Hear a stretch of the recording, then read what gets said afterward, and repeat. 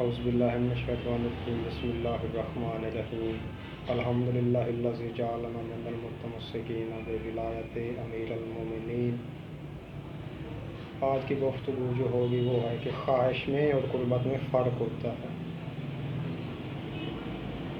اکیلی خواہش کام نہیں کرتی جب تک قربت نہ ہو۔ تو اسی موضوع کو نبھانے کے لیے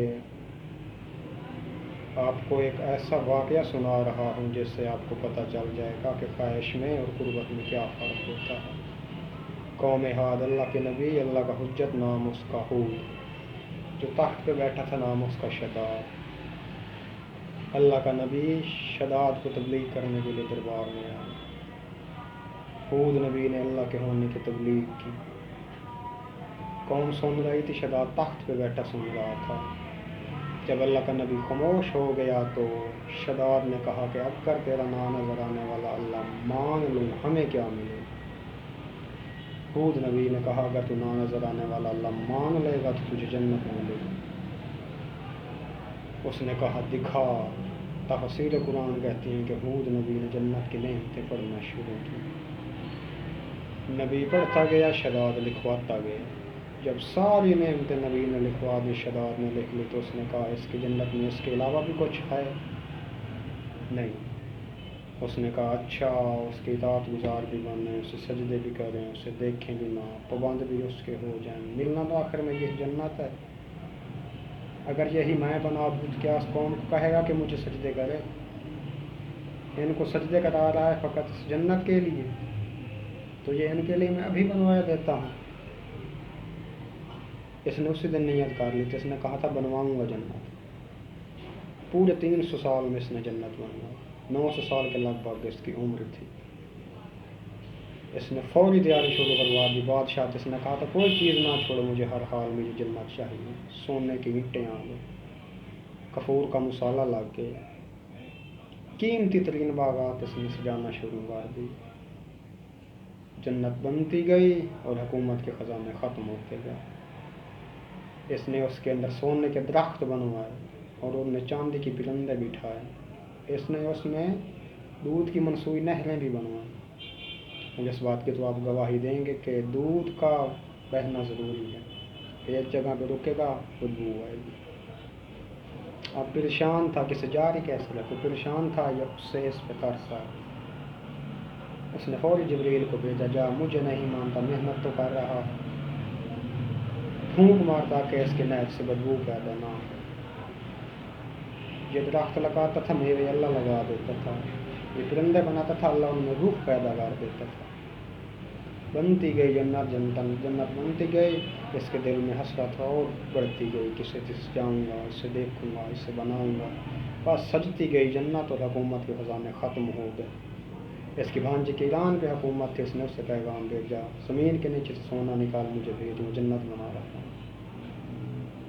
بس سجتی گئی جنت اور حکومت کے خزانے ختم، ہیرے جواہرات ختم، درباروں کے خزانے ختم، سب کچھ ختم۔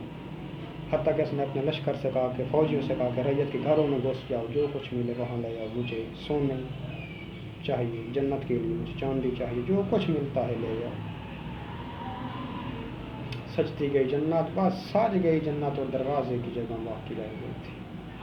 اور اس بات کی تو آپ گواہی دیں گے کہ بندہ 10 کروڑ روپیہ گھر پہ لگائے اور دروازہ نہ ہو، کیونکہ گھر کا تو روب ہوتا ہی دروازے کی وجہ سے ہے، گھر قیمتی لگتا ہی دروازے کی وجہ سے ہے۔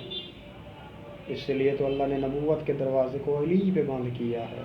محل بڑا خوبصورت ہے، اینٹیں آدم صفی اللہ کی ہیں، نوح نجی اللہ کی ہیں، دروازہ بھی علی ولی اللہ والا چاہیے۔ بس سج گئی جنت اور دروازے کی جگہ باقی تھی۔ اب سوچ رہا تھا اتنی قیمتی جنت، دروازہ قیمتی چاہیے، کہاں سے لے کر آؤں، کہاں سے لگاؤں؟ پریشان تھا۔ جبریل لباد بشریت میں آیا، جبریل دربار میں آ کر کھڑے ہوئے۔ اس نے پوچھا کون ہے؟ جبریل نے مسکرا کے کہا دروازے بنانے والا مستری،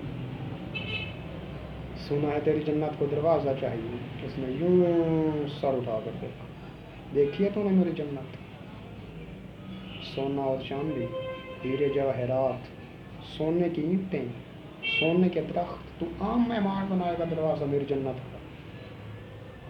جبریل نے کہا اگر تو کہے تو میں اپنے ہاتھ کا بنا ایک دکھاؤں؟ اس نے کہا لا، دکھا۔ تفسیر قرآن کہتی ہیں کہ اللہ نے اپنی جنت میں سے دروازے کا ایک پلہ جبریل کے ہاتھ میں رکھا، جبریل نے دروازے کا یوں پلہ دربار میں رکھا، پورا دربار اٹھ کے کھڑا ہو گیا، اتنا خوبصورت دروازہ، یہ کہاں سے آیا؟ فرمایا تو نے بندوں سے بنایا ہے، یہ اللہ کا بنایا۔ اس نے کہا ہر صورت یہی دروازہ لگے گا میری جنت کو، لیکن پلہ ایک تھا۔ اس نے کہا دوسرا کہاں ہے؟ فرمایا جس نے ایک بھیجا ہے وہ دوسرا بھی دے دے گا۔ اس نے کہا دے دے مجھے دروازہ۔ جبریل نے کہا قیمت؟ اس نے کہا مانگ، کیا مانگتا ہے، میرے پاس خزانہ ختم ہے، دینے کے لیے کچھ نہیں۔ جبریل نے کہا میں سودا کرتا ہوں، کیا؟ فرمایا آدھا دروازہ آدھی جنت۔ اس نے کہا 300 سال کی سجائی جنت میں دے دوں تجھے آدھی، اور دروازہ بھی آدھا لوں؟ جبریل نے کہا میں پورا دروازہ دوں گا۔ تو پھر قیمت کیا ہوگی؟ فرمایا پوری جنت۔ اس نے کہا نہیں خریدنا۔ فرمایا پھر رکھ بغیر دروازے کے، کہاں سے ملے گا تجھے ایسا دروازہ لگے گا تو تیری جنت کی قیمت پوری ہوگی۔ چل مالک نہیں بن سکے گا، دیکھے گا تو صحیح نہ، دنیا کہے کہ تو صحیح نہ کہ شیطان نے جنت بنوائی تھی، سوچ تو صحیح جب یہ بن جائے گا دروازہ کتنی خوبصورت لگے گی تیری جنت۔ آخر میں مشیروں نے کہا اس سے کہہ دے دیتے ہیں جنت، ہم نے اس کو زندہ ہی نہیں چھوڑنا، ہم نے اس کو مار دینا ہے، ہم نے اس کو قتل کر دینا ہے۔ جبریل نے ہاتھ میں کاغذ قلم دے، شیطان نے جنت کی ملکیت لے کے جبریل کے ہاتھوں میں دی۔ جب جبریل کے ہاتھوں میں جنت کی ملکیت، اس نے جلاد کو اشارہ کیا، جبریل نظروں سے اوجل، جبریل کا نظروں سے اوجل ہونا تو دروازہ کھلا، ہود نبی اندر داخل ہوا۔ ہود نبی نے آ کر کہا اب کہاں گئی تیری جنت؟ جس جنت کے ایک دروازے پہ تم نے اتنی ساری جنت بیچ دی ہے نا، ویسے 1000 دروازے اللہ نے حسین کی جنت میں سجائے ہوئے ہیں، 1000 دروازے حسین کی جنت میں ایسے بے شمار لگے ہوئے ہیں۔ اب میں نے وعدہ کیا تھا کہ نتیجہ دوں گا خواہش پہ اور قربت پہ، اس کی خواہش تھی جنت، ایک دروازے میں تول گئی۔ ہم نے کی حسین سے محبت، ہم نے کہا حسین جنت نہیں چاہیے، تیرا قرب چاہیے۔ حسین نے وہی جنت ایک آنسو میں رکھ دی۔ السلام۔